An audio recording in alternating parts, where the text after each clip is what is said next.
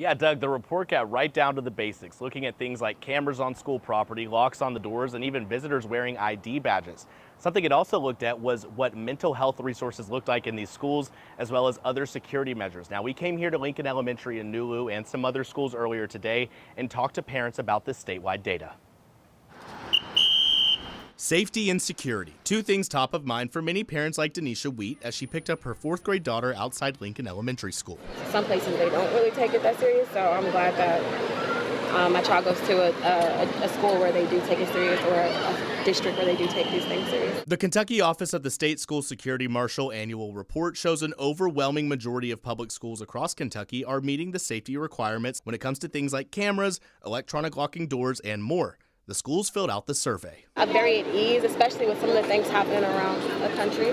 So I love that they take all those extra measures, even if it is a hassle for me sometimes. However, there are two topics in the report that show schools falling short by their admission: mental health resources and school resource officers. Each school should have one counselor or school-based mental health provider per 250 students, a requirement only 44% of schools are meeting, something JCPS is achieving. But what does this mean for the other 56% of schools who aren't up to par on the need? So it's not just saying you need to take this mental health training. There's so much out there. It's what are you going to do with it?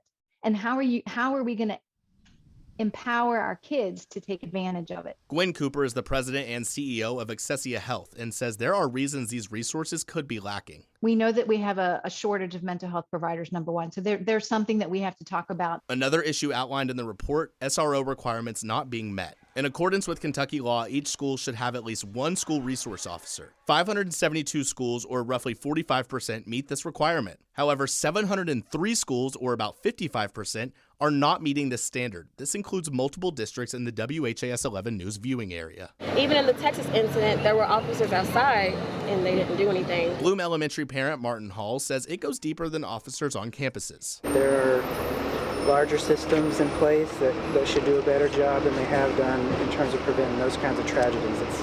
It's too much to ask for any particular school like this one to address those problems. Parents and mental health professionals alike say although there are improvements to be made, it's promising to see these goals being addressed.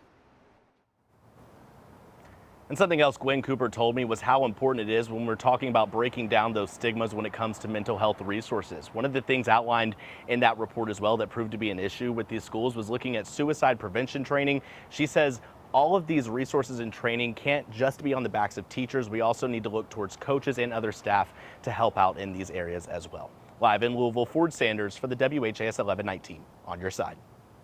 And this report was completed between August of 2021 and June of 2022 and showed that only 45% of schools were in compliance with a state law that requires campuses to have at least one SRO.